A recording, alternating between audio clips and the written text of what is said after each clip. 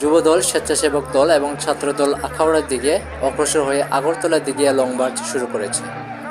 সকাল 9টায় নয়াপল্টনে তাদের কেন্দ্রীয় কার্যালয়ের বাইরে সংক্ষিপ্ত সমাবেশের মাধ্যমে পদযাত্রা শুরু হয়।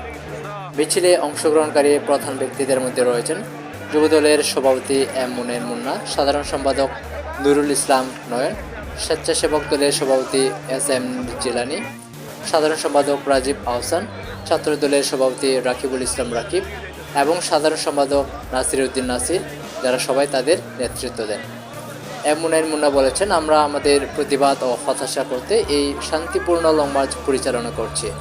আমাদের গন্তব্য আখাউড়া, যেখানে আমরা একটি সমাবেশের মাধ্যমে আমাদের কর্মসূচি শেষ করব। মিছিলে মাইক্রোবাস ও ব্যক্তিগত গাড়িতে করে 3 গ্রুপের হাজার হাজার নেতাকর্মীর অংশগ্রহণ দেখা যাচ্ছে। প্রতিটি গাড়ির সামনে একটি লং মার্চ স্টিকার এবং জাতীয় ও বিএনপির দলীয় পতাকা প্রদর্শন করা হয়।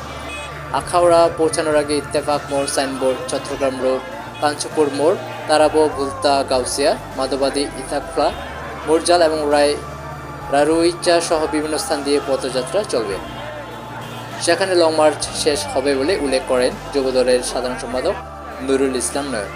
অনুষ্ঠানের আনুষ্ঠানিক উদ্বোধন করেন বিএনপির সিনিয়র যুগ্ম মহাসচিব রুহুল কবির রিজভী। মিছিলের আগের সমাবেশে সভাপতিত্ব করেন ছাত্রদলের সভাপতি রাকিবুল ইসলাম রাকিব। সমাবেশে বক্তৃতা করেন স্বেচ্ছাসেবক দলের রাজীব আহসান এবং ছাত্রদলের নাসির উদ্দিন নাসির, এম মুনের মুন্না, নুরুল ইসলাম নয়ন, এস এম জিলানি এবং স্বেচ্ছাসেবক দলের নাজমুল হাসান সহ অনেকে। 8 ডিসেম্বর এই 3টি সংগঠন আগরতলায় বাংলাদেশের সহকারী হাইকমিশনে হামলা এবং জাতীয় পতাকার প্রতি অসম্মান প্রদর্শনের নিন্দা জানাতে ঢাকার বাড়ি দাঁড়ায় ভারতীয় হাইকমিশনারের দিকে একটি প্রতিবাদ মিছিলের আয়োজন করে।